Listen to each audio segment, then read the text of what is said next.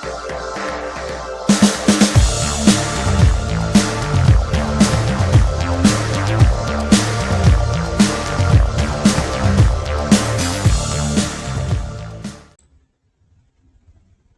once again. Good day to you, students. This morning we will be talking about Unit 5 in our module, the Sociological Theories of Crime Causation.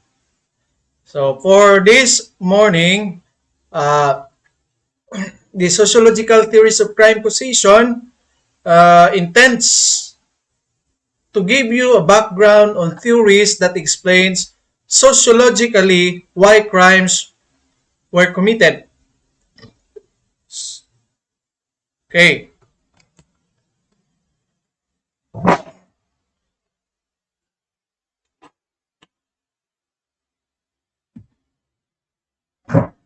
To give you some idea on the content of the topics, allow me to present the learning outcomes and content for this morning's or for this day's lesson. Here we are. Okay. For the learning outcomes, at the end of the unit, you should be able to do the following. Number one, you can create a mind map of sociological theories. Number two, you can make a synthesis of the elements and concept of sociological theory. And number three, you can differentiate the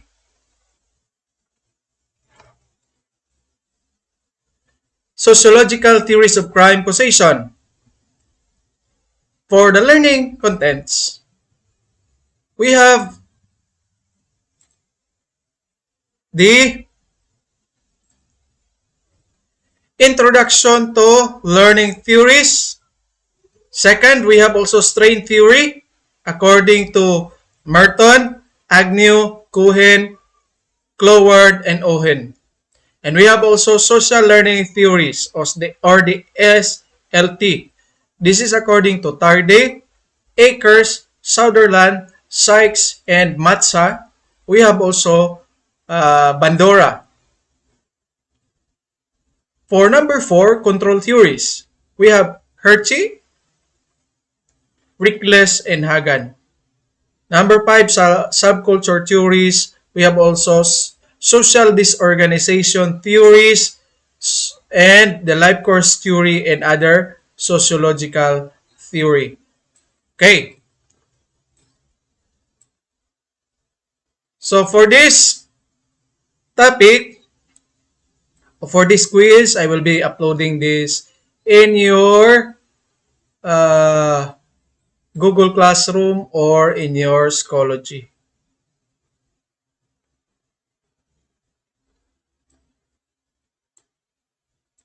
Okay, to start with the sociological theory, we have here. At the end of this lesson, you should be able to do the following. Okay, you can make a photo collage that shows theoretical perspective of the deviance of major sociological theories. So the question is, what are sociological theories?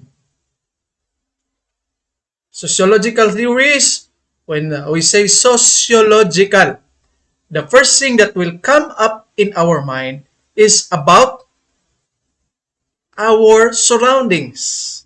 And that thinking is correct. You hit the right point. That when we say sociological, pertains to our surroundings, the people around us. This pertains to our family, the education, peer groups, the workplace, the communities, and the people in a social sense. Okay, for theoretical perspective on deviance. When we say deviance, this pertains to act that is against the social norm or socially accepted behavior. So, by means of theoretical views or viewing it, explaining it by means of theory we can understand why deviance exists in society. So, for this theoretical perspective, we have the functionalism. How, or this explain how the individual elements of the society contribute to the whole is concerned with sociologists following the functionalist approach.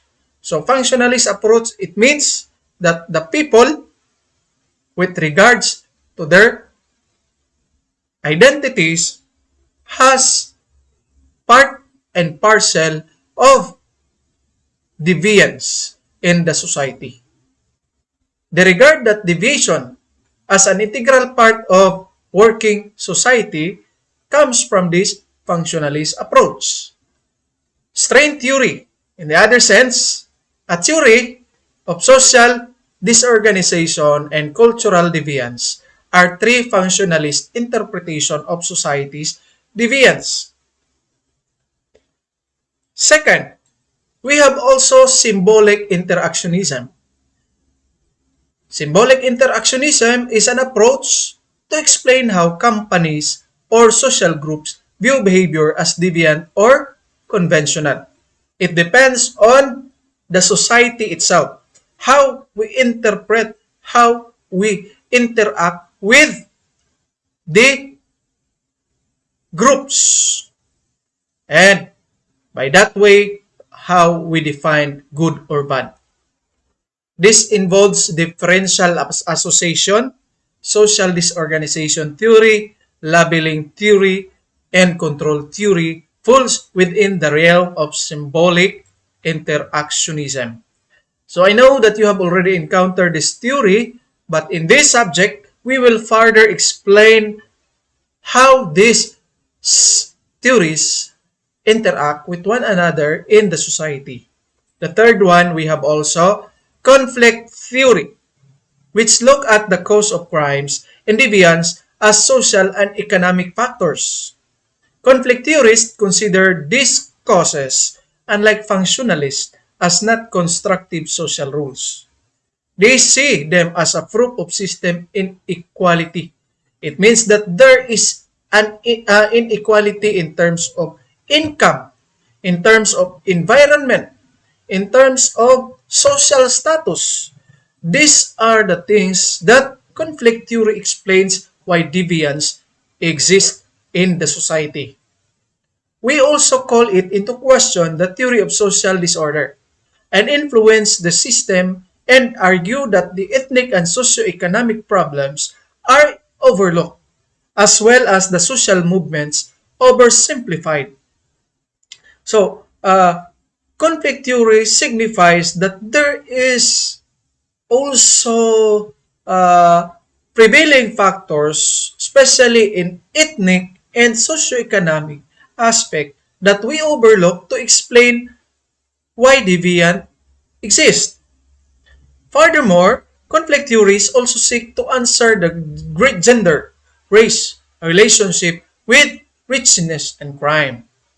To further discuss theories according to their classification based on sociological perspective, the topics below are, or the topics, succeeding topics that I will be presenting uh, will explain further the sociological perspective in explaining crime. Okay, so we have here the theories.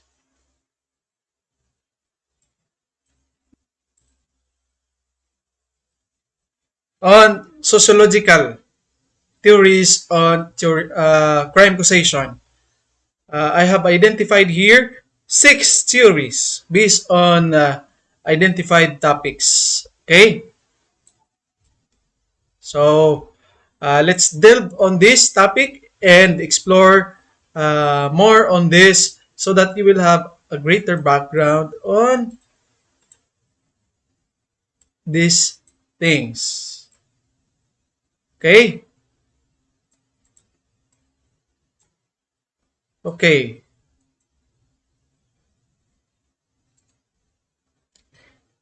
Now let's go to its theories. We have here First is the strain theory, which represents the bad feelings, stress, things that pull the person down to commit crimes. Second is the social learning, which explains that criminal behavior is learned through association with others or through the surroundings. The third one is the control theories, which pertains to the factors that restrains people into committing crimes. And the fourth one will be subcultural theories, focus on the content of learned behavior rather than the process of learning that behavior.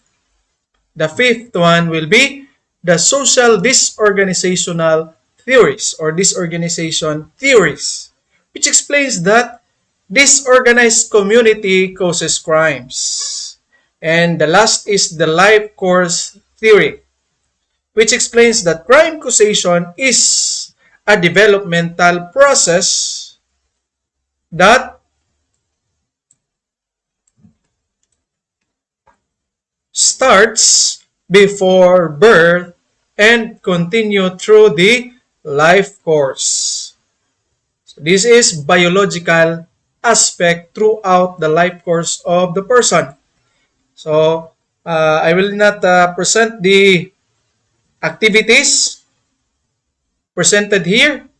We will proceed to the next. Lesson 2. Okay, for lesson 2, we have strain theories by Merton and Agnew, Cohen, Cloward, and Owen. So we have here learning outcomes. At the end of the topic, you should be able to do the following. First, you can create a concept map of strain theories, and then you will also be able to compare and contrast the principles involved in strain theory. However, due to some adjustment, I will just give you through online activities the quizzes for this subject. Okay. For you to understand the classical strain theory, from the word itself, strain, meaning there is pulling up or pulling down the person. There is straining, forcing the person to do such act or to perform this kind of behavior. This is predominantly centered on marginalized communities where mutual expectation were viewed as driving force behind crimes. So, for example, the fulfillment of American dreams means getting rich and going to America. And this is most of the time our expectation, our our motivation to do uh, an act or to show such behavior. And failure to achieve these things will result to deviant acts. This is how classical strain theory is explained. Now, if the things that motivates you to do an act and then there is a failure on your part to achieve it, it will result to frustration and later to unacceptable behavior. Now, there are the major types of strain. We have structural and the individual level. Now, for the structural level, this is preventing individual from achieving their goals, such as poverty, such as lack of opportunity, and anything else. While on the individual level, this pertains to yourself. This is the things that you value or present you with negative or present you with negative or nauseous stimuli. So, for example, frustration, fear, anxiety, this is a result of strain because of unattainable goals. No? For example, handicap or lack of education, and then you want something to achieve, but you don't have an education, sometimes it will result to strain. Okay, so the strain theory is mainly advocated by Robert King Merton. This pertains to the goal versus the means. The way how to achieve it, or your objective, your goals versus the means. Basically, if we will put it in our term, in Tagalog term, this is kapit sa patalim, or the goals versus means. Because you cannot achieve the means or the goal, you do it in a different way. Diba? We have the sayings, if you cannot get it, or hindi mo makuha sa santong dasalan, kunin mo sa santong paspasan. As a result, those people who cannot achieve their goals or to provide their needs will result into stealing or committing crimes. This is how the goals versus means are explained. Now, advocated the strain theory, that is Robert King Merton, which argues that the lack of higher standard of life forced to commit crimes to achieve the status or goal. So when we say standard of life, it means to the quality of life. No? Standard means the quality of life. For example, lack of opportunity to provide the family needs, to provide the necessary needs of the family. So it will result to crime. Okay? No other means to provide. Then according to strain theory of Merton, crime is a way of achieving goals.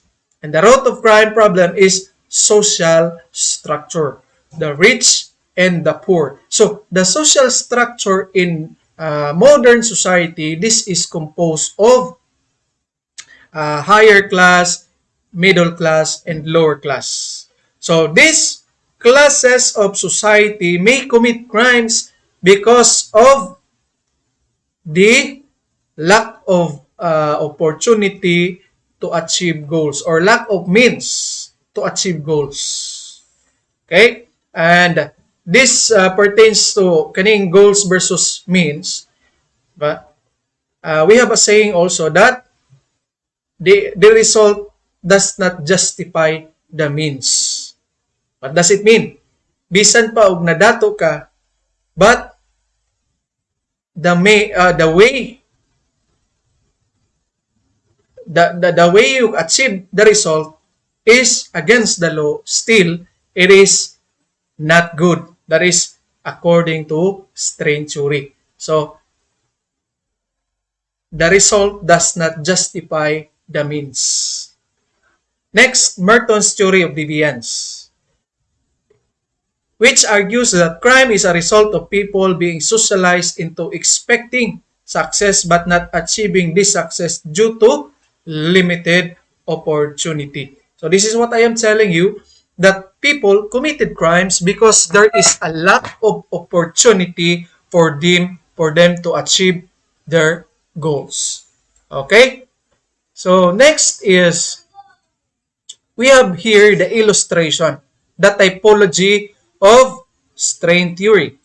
Now, typology of deviance based upon two criteria according to strain, which refers to discrepancy between culturally defined goals and institutionalized means available to achieve these goals. So what are these? Number one, a person's motivation or her observance to cultural goals. Now, how the person observes these cultural goals. If we will relate it into the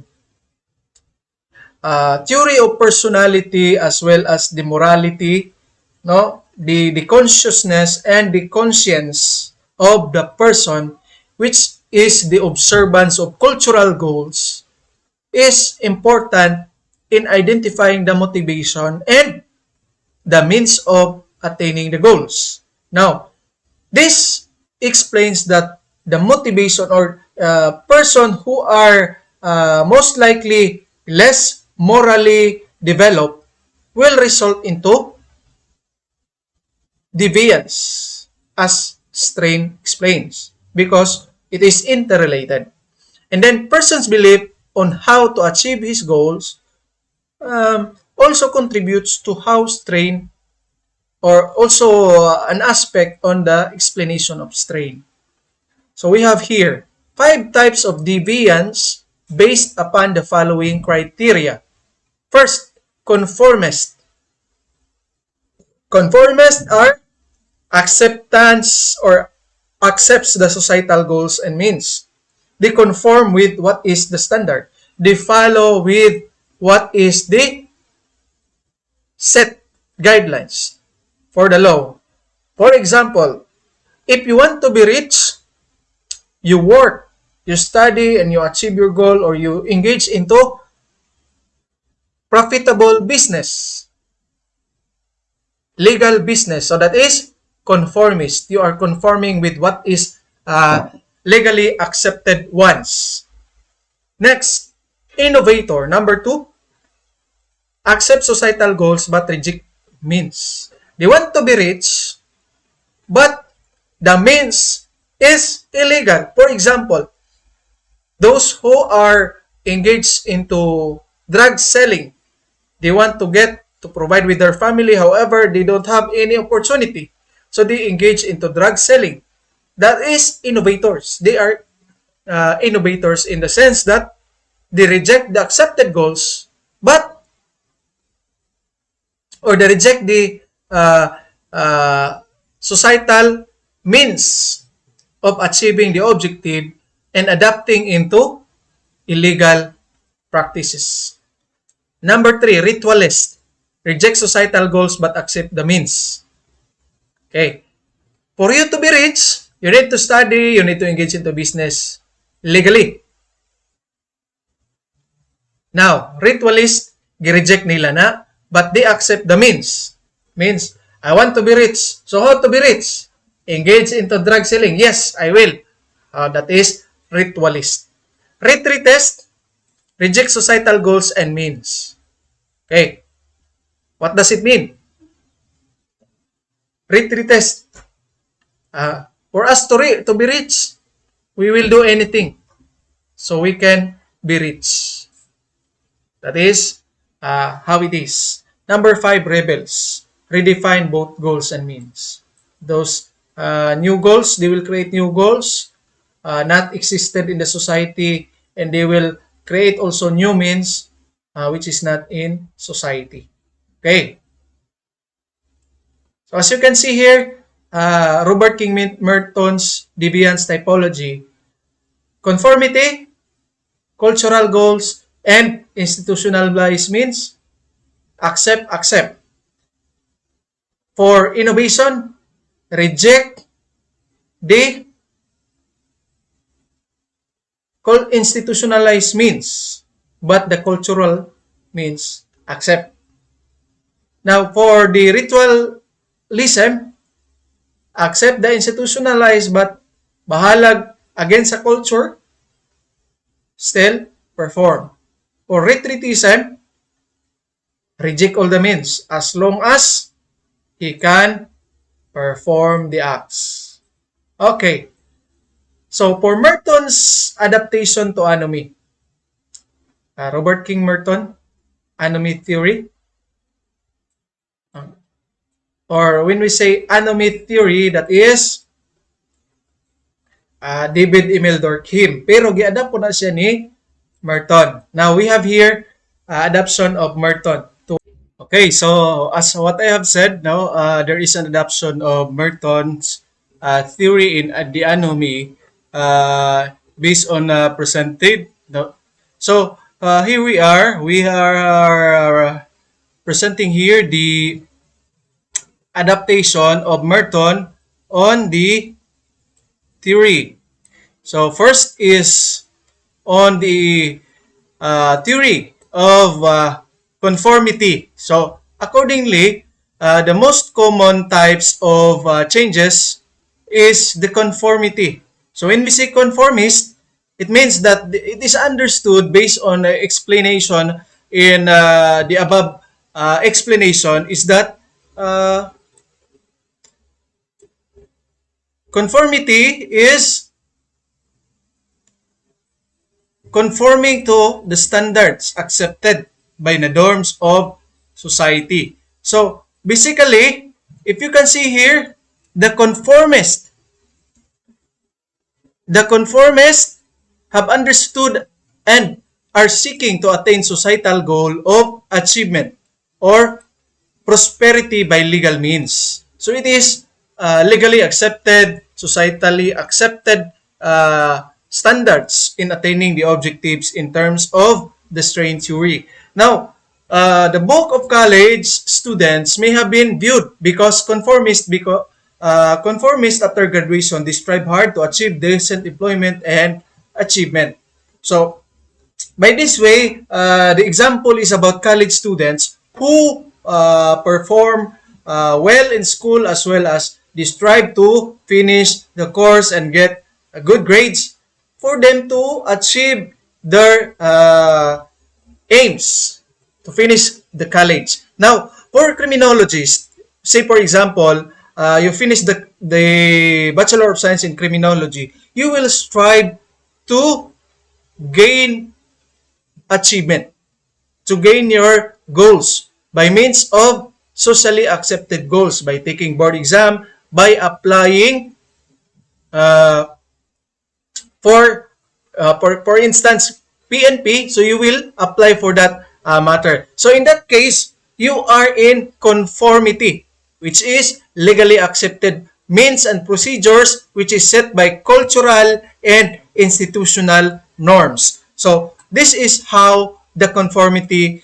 of Merton's adaptation to anomy was explained. So say for instance, you're a criminology student and then you did not you finish the course. So wala kay laing kung hindi ka mapupulis, so siguro pwede ka sa saan? Kayo nang bahala kung saan kayo pwede. Okay? So in that case, there is the adoption on that example. Now in innovation, for the adoption, for all who embrace but aspire to accomplish societal aim of gaining success or wealth by lawful practices or unlawful practices, an income thief will be an invention. For example, the Merton's invention or innovation will be marked as an invention by terrorists, fraud, cocaine smuggler, embezzlers, and high-priced call girls. So, this is how the innovation. No, it is not socially accepted, but they can attain their goals. It is innovation. No, they innovate. They work. Yeah, work is accepted, but the kinds of work is not accepted by the cultural standards. It is accepted institutionally, no, especially institutional aspect of high-priced cool girls, but in a cultural background, it is not accepted. Now, let's go to retreatism, the third example of Merton's four classifications. So, is the adoption of those who have rejected the cultural goal of success, wealth, attainment, and have also rejected the illegitimate means. So, everything is rejected. No? Merton described people who adopt this way as the society, but not of it. Sociologically, this constitute true aliens and chronically homeless and serious drug addicts and might be considered retreatists in this model. So, they don't want to engage anymore. Or if they have goals to be achieved, they will do it. Next, rebellion. This is all new form of institutional and cultural means. So, in this category, this is a political deviants who do not obey the laws but are trying to adjust the structure of their taste. Rebels ignore the traditional objective of success and accomplishment and substitute it for another primary purpose. To accomplish this aim, they can use either legal or illegal means. So they will be using legal or illegal means, such as to understand, okay, to understand, it is that rebels are using any possible means to meet the target they have chosen. Maybe terrorist organization frequently using violence in the effort to achieve the political aims. And the obvious example of rebellion. So this explanation was taken from this link provided. You can also view it. So next person is Robert Agnew. So Robert Agnew is the proponent of the general strain theory. Remember, Merton is the strain theory, proponent of the strain theory. But Robert Agnew generalized the strain theory. So he revised the version of strain theory to attain and attempt to explain middle class delinquency. So this strain theory is about middle class. So the strain theory of Merton was primarily based on the upper and the lower class of the society.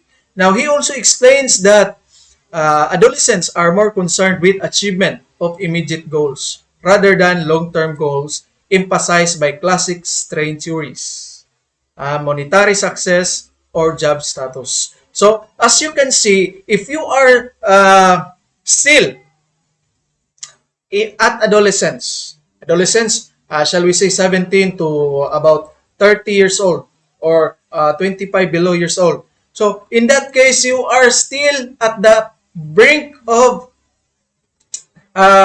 temptation because you do not have long-term goals. No? Most commonly, these delinquent adolescents, especially juvenile. So when we say juvenile, the age is less than 18 years old below. So it is 18 years old and below. So they are having no long-term goals. And they wanted immediate gratification or achievement of their immediate goals.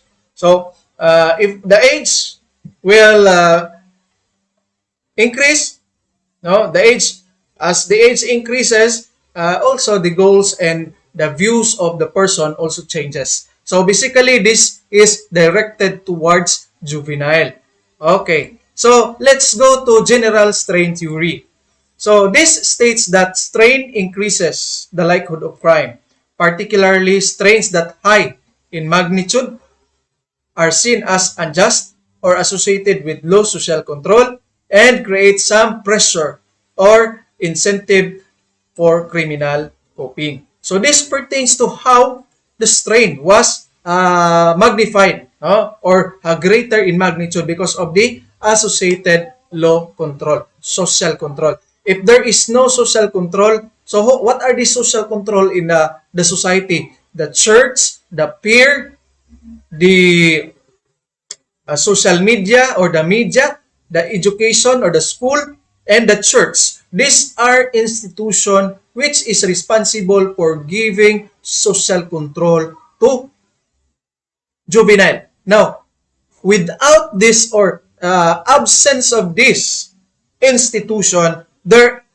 is a pressure that will be created, which is incentive for criminal. So this pushes a person to become criminal. So, given the example such as parental rejection, criminal victimization, or anything. No? For example, desperate needs for money.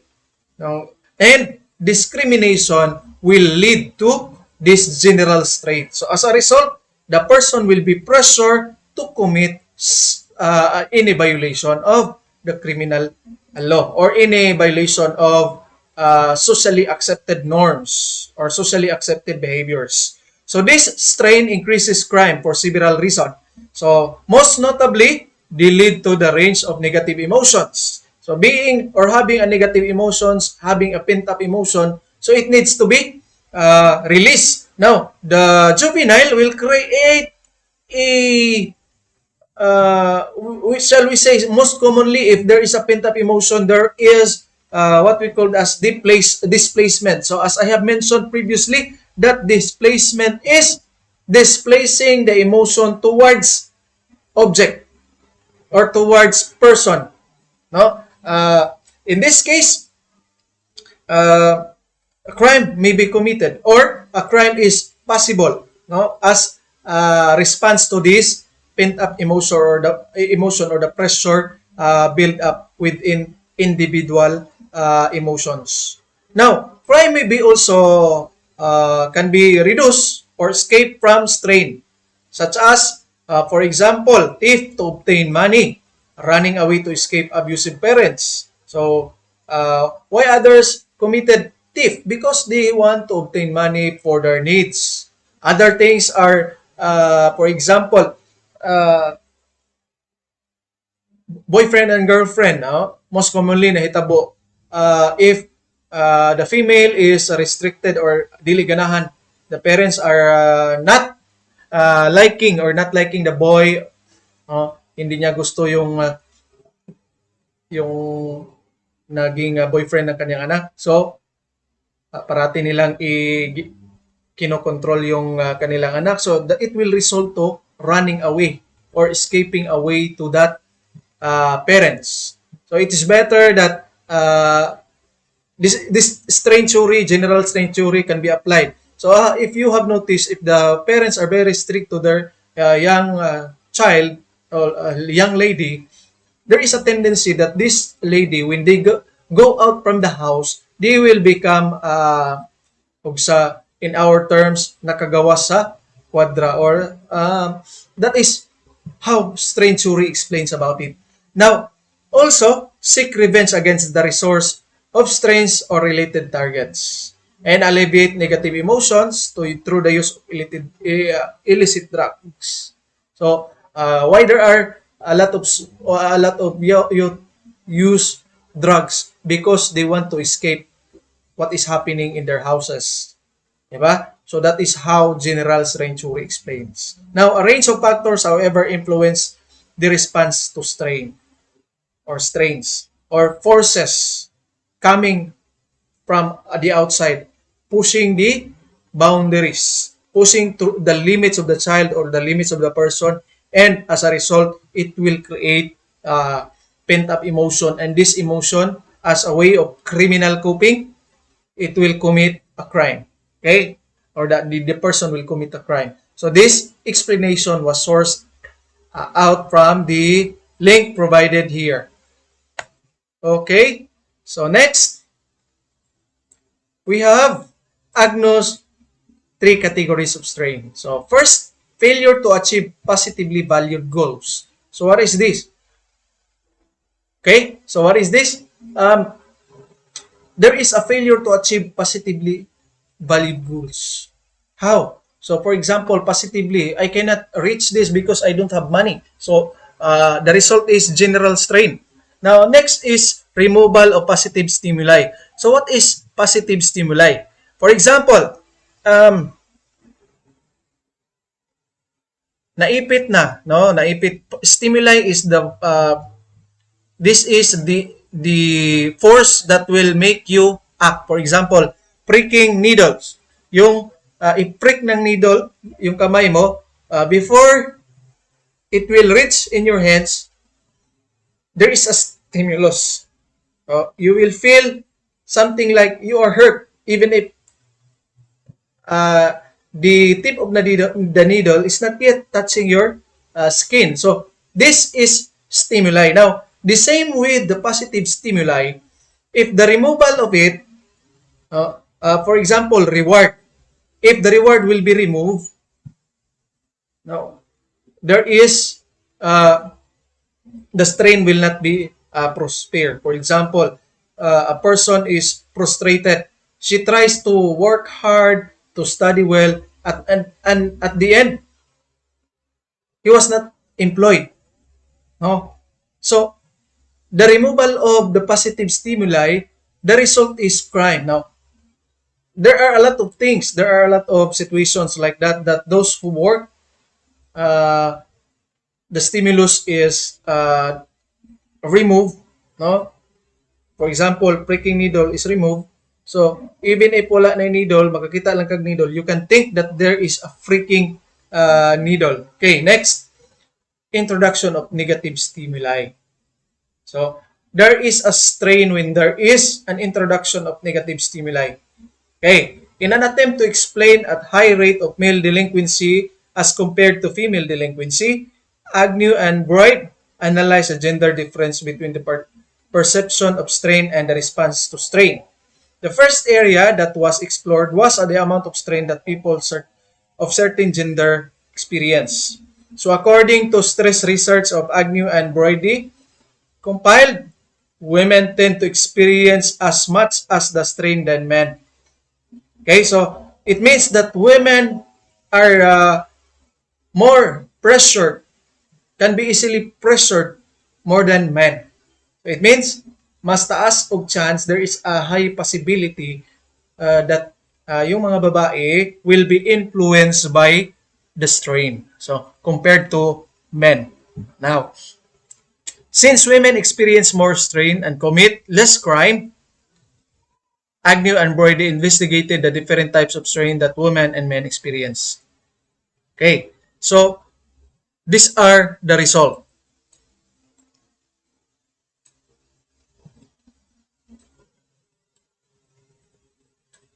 For instance, Agnew explains that women are concerned with creating and maintaining close bonds and relationship with others, thus lower the rates of property and violent crimes. So the attachment of women to other person leads them to commit lesser crime compared to men, which is concerned with material success, thus higher rates of property and violent crimes. So men have tendency for material success. That is why if we can have this strain theory applied into marrying somebody between men and women, women will marry for love.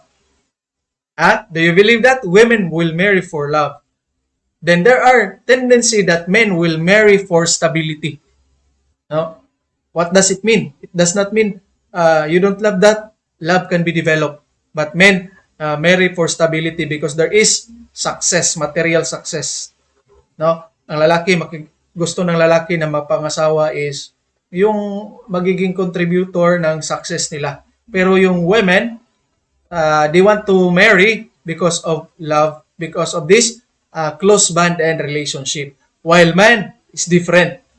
Man wants material success. Thus, if they cannot attain this, the objective of material success, it will result to property and violent crimes. So, mas daghan ang lalaking criminal compared to women. Now, for women, they face negative treatment such as discrimination, high demands from family, and restricted behavior. While men face more conflict with fears and likely to be the victim of crimes. Kanuman, ang women, they always tend to be staying at home. Yeah? While men, in terms of strain, they always face this kind of power contention ba? No? We call it power contention. Male tends to want power, to gain power compared to woman. Then next, women, failure to achieve goals may lead to self-destructive behavior. So, self-destructive behavior, for example, in women, the strain of women, if they cannot achieve their goals, they will commit suicide, kasagaran suicide, no? Because women are emotional while men are not emotional. So for men, failure to achieve goals can lead to property and violent crimes. So, for example, for women, if bulagan sila uyab nila, mohilak ra na sila because of their emotion. But lalaki, bulagag uyab, if there is a break of relationship between men and women, women is emotional while man is violent. Violent. Kaya nga naman, mag-inom din, mag-wild-wild. Yes, that is sometimes nahitabo po na siya. Okay, so the major types of strain. Agnew describes two general categories of strain that contribute to crime. The first one is others prevent you from achieving your goals. So, the strain, there are some people who don't like for your success, for you to become successful. So as a result, they committed strain. No? Katong nag-force sa imo ha, yung mga taong ayaw na ikaw ay maging successful, they are committing anything. They are willing to commit anything to pull you down. Now, that is the types of strain according to Agnew. The second one, take things you value or present you with negative and noxious stimuli. So, for example, you value it, they will take other type of strain. Since they see that you are successful, they will try to take anything from you, or they will provide you with a negative situation for you to react negatively. This is how the strain theory or general strain theory which Agnew described. While the other one, the Merton's theory, is about the classes of society. Now, next is, we have also here Richard Cloward and Lloyd Olin, the differential opportunity theory. So this is different from the strain theory. The differential opportunity theory explains that society leads to the lower class to want things, and society does things to people. So what does it mean? It means that the lower class, the society provides things that the lower class will want. For example, they want to be successful, they want to have a good life, they want to have uh, convenient life. So this is how the society presenting to the lower class. Now, for the lower class to achieve this, they will do things because they don't have the opportunity. Okay, so according to the two authors, Cloward and Olin, they claim that there is a differential opportunity or access to success goals by both legitimate and illegitimate means, depending on the specific location of individual within societal structure. So this specific location pertains to the class, the lower class, the middle class, and the upper class of the societal structure. Now, whether or not there is legitimate or illegitimate goals, if you belong to a lower class, there is different opportunity between the middle class and the higher class. And it is very clear. Because first thing is, in the lower class, they don't have money, they don't have influence. While the upper class, they have money, they have the influence. Now, as a result, there is a differential opportunity, or we call it DOT. The lower class groups are provided with greater opportunity for accusation of deviant acts. So, let us give an example for those who are informal settlers. So, ang tawag na to karon, previously we called them squatters. But now we have the right term is informal settlers. Those informal settlers might or may have greater opportunity for deviant acts because they are exposed with an environment that is conducive for them to commit crime, as well as they have lesser opportunity to achieve their goals, so it will result to crime. So dito natin makikita yung again, kapit sa patalim, kasi wala naman silang opportunity to get their goals, and as a result, they will find ways to achieve it by means or by any other means aside from legal means. So individuals may have block access to both legitimate and illegitimate opportunity structure depending on the neighborhood context as explained below. So we have here the criminal subculture. So in a cultural group, there is still a subculture. Okay, in some neighborhoods, there is a stable criminal organization that can be identified, developed among lower class adolescent boys in neighborhood with an open illegitimate organized crime, and they provide an outlet in illegal employment for youths to attain the wealth and get paid via illegitimate means. Successful criminals populate the neighborhood and become visible, serving as distinctive role models for children growing up in the community. So this criminal culture, this is common to those, we call it informal settler, because in that place there is a breeding ground for criminality, and because there is a breeding ground of criminality, the proliferation of crime in that specific place, then young adults or children idolize the successful criminals within the neighborhood. That will be the outcome.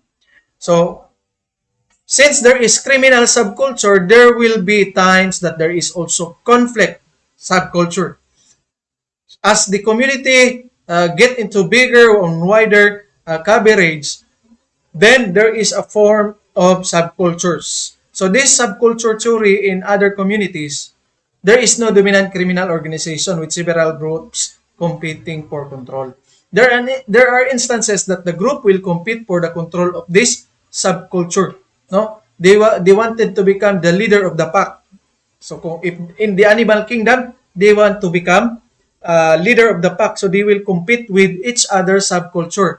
So when we say subculture, groups of young minors that cannot agree with one another. For example, we have here uh, an example, Taogama and Triskelion. No? Taogama is a subculture, Triskelion is subculture, and they cannot agree with one another, so it will result to uh, fighting. That is the history, but recently there is changes, so they become friends. They have peace already. So before that, there are subculture in which there is a resources. No, there is a fighting for resources, fighting for influence as a result of the strain. Okay, so aside from that, we have also here neighborhoods are characterized by social instability, such as those who are living in poverty line, o katong mga pobre. And then, and youth growing up in these conditions are deprived of both conventional or legitimate and criminal illegitimate opportunities. As Cloward and Owen experienced it or explained it. The disorganized slum, when we say slum, this is the place of informal settlers. So that contains the outcast of criminal world. Uh, what crime there is tend to be individualistic, unorganized, petty, poorly paid, and unprotected. Next is we have the retreatist subculture. This pertains to individual who cannot gain entrance into either criminal or conflict subculture. Tend to cluster the subculture here. And these are double failures who cannot make it either legitimate or illegitimate. So, as you can remember, the retreatists, they engage into illegal activities. So, associated with drug use and drug culture among some lower class adolescents. Cloward and Owen or Olen characterize adolescents in retreatist subculture as double failures who cannot find a peace for themselves and either criminal or conflict subculture. They cannot find peace, so they were not accepted. While this is closely related to Merton's concept of retreatist, Cloward and Owen directed attention to the social environment and the conditions that help to explain the formation of each type of deviant subculture. The double failures is poor neighborhood may withdrawn from larger society and retreat into drug use and relative isolation. So they don't want to engage anymore. So they are double failure. Failure because they cannot cope with the society. Another failure is that they engage into illegal activity. So this source is provided here.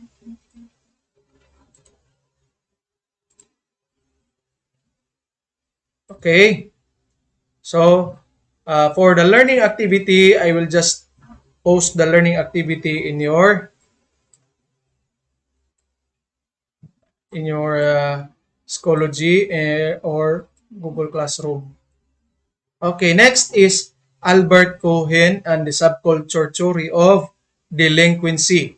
So this subculture theory of delinquency is relative to the general strain theory and as well as the uh, differential opportunity theory.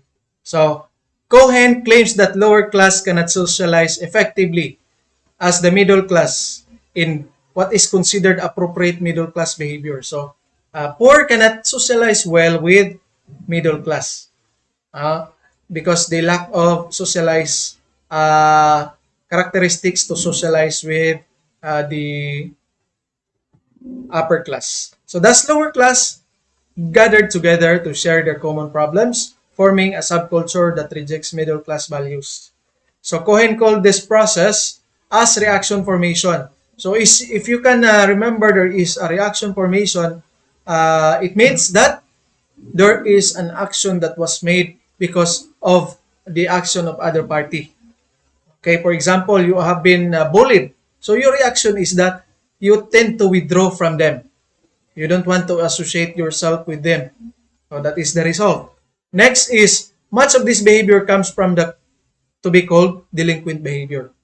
The subculture is called a gang and the kids are called delinquents. So this is now the subculture theory of delinquency exists and then as there is a gang, no?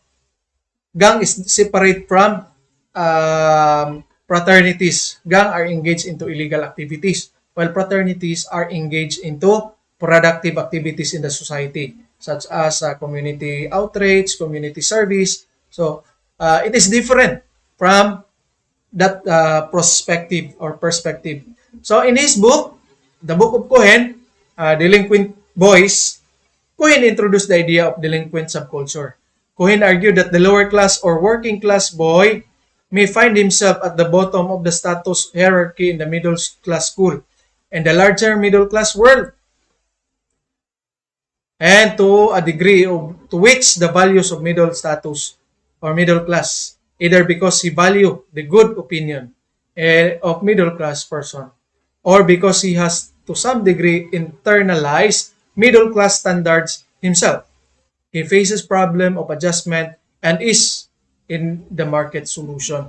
So accordingly, those who are in the lower class, especially in the school, those who are at the middle class tend to have more socialization relationship with other peers. Now, in the hierarchy of subculture, poor at the bot is located at the bottom of the hierarchy, and then they will become withdrawn, and then they will socialize less with others. This is how the Book of Cohen, Delinquent Boys, explain. Now, Cohen argues that this status frustration or strain may lead to collective solution, forming delinquent subculture in the middle class, which middle class norms and values are replaced with their antithesis. So they will now form something antithesis against it. They're very opposite. Cohen suggests that the delinquent subculture can be described as no utilitarian. What is no utilitarian? Diba? When we say utilitarian, it is the maximum utility. Utilitarian. This is based on Jeremy Bentham's theory. If you can remember, what is that utilitarian? Indonesian? It means that, yes, you are right. Means to seek pleasure and avoid pain. Now, for example, stealing just for the hell of it and not because the boys need or even want they steal what they steal. So it means out of curiosity, maingon si Cohen, the status formation is that They just want to commit violation for them to be recognized. And most commonly, this is what's happening. For them to catch attention, so they will steal. They don't need the object that they are stealing, but the purpose is for them to establish identity that they are good at it. Okay. Stealing, another thing is malicious or being just plain mean and destructive and negativistic or taking the norms of a larger culture and turning them upside down. The delinquent subculture forms and is sustained because it offers alternative criteria that working class boys meet and excel at. Attributes that are disvalued by the larger culture become status given asset within subculture. So according to Cohen's, there are typology. We have college boys. These juveniles continue to strive for educational success. So second is corner boys. These juvenile lower their expectation and engage in marginal forms of deviance such as alcohol or drug abuse. Next is delinquent boys. These juveniles reject the negative labels and redefine the status in a manner where they can be successful through the process of reaction formation. So they will react when they are called, for example, when they are called badlungon, then they will become badlungon because of the reaction formation. And the next is today's boys are tomorrow's criminal offenders. So today's boys, these are boys, and there is a tendency that they will become criminal offenders in the future. So theory. Accordingly, in the school, kids from lower class are labeled as either bad or stupid. Whether or we like it or not, it's bad or stupid. If you are at the middle class, and then you are behaving which is not accepted, that is sikat. Diba? If you behave like that, you are sikat or you are called in. You are called in ka. You are very in. Sikat or you are very in. If you perform bad or unaccepted actions, manigarilyo ka. So, if you are at the middle class, magsigarilyo-sigarilyo, you are social. We label it as social. Social kayo. But then if you are in the lower class, you are bad or stupid. The same with the labeling, the same with a story. I will give you a story or a situation. If you are rich and then you have skin diseases, they call it rashes. But if you are poor, then you have skin diseases, they call it kagid. Now, see the difference? In application into delinquency, those belongs to middle class. If they act deviant from the socially accepted norms, they are called sociable. Manigarilyo, mo inom, sociable na sila. If you are if they are juvenile or minors, sociable. Pero badlungon kayo, mo inom mo sigarilyo, then poor, that is bad or stupid. So there are three possible responses to this initial label. Try harder, accept it, reject it, and redefine success. So hopefully, you learned something from me this afternoon. The source is provided here for the link. Now that you have successfully completed this section, good luck. You can start answering the quiz. The quiz will be provided. The link will be provided later.